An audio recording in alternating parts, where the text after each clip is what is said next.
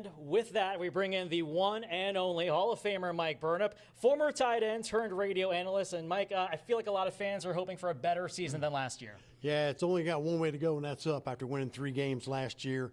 Brent Pry revamped the whole rosters. There's a lot of new faces, a lot of new kids. Went to the transfer portal and got a bunch of kids, a bunch of dudes that can play, and we're looking forward to that.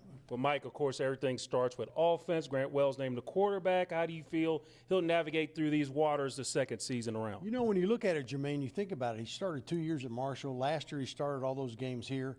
I think he's poised and ready to have a great season. You know, he got him and Tebow, Tyler Bowen, offensive coordinator, quarterback coach now. They're on the same page. They're in that office every day going stuff. And when you watched him, especially in that last scrimmage, he had full command of the offense. I mean, Chris Marv was throwing everything under the sun at him, blitzes, but he kept the drive extended with his arm, with his feet, with the running game. That certainly will help. And I think he's ready to have a great year. Well, Grant's going to have a variety of options to choose from a revamped running back room to tons of weapons in the wide receiver room, including Ollie Jennings. The ODU transfer is going to face his former team. But who stands out to you on that offense? I think for me it's Bashal Tootin. You know, we haven't seen a lot of him. He got banged up a little bit, but that kid, I mean, he can play. 1,300 yards last year. I think he had 13 rushing touchdowns himself, and he can flat out get it done. I saw him catch a screen pass in spring practice, and he took it to the house, broke a couple tackles. He's an explosive guy, and that has helped Malachi Thomas get his attention. So you got a good 1-2 punch there. 3.1 yards a carry last year, not good enough. The running game is the quarterback's best friend.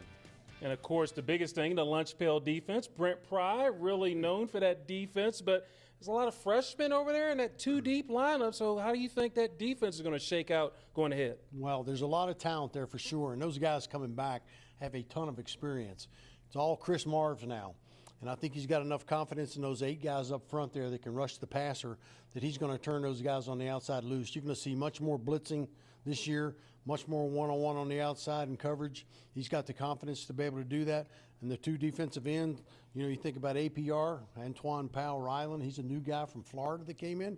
He's a big impact player, as is Burgos. So I think the future's really, really bright for this defense this year. Mike Burnop, we appreciate your time, man. Thank you so much, and have a great call this season.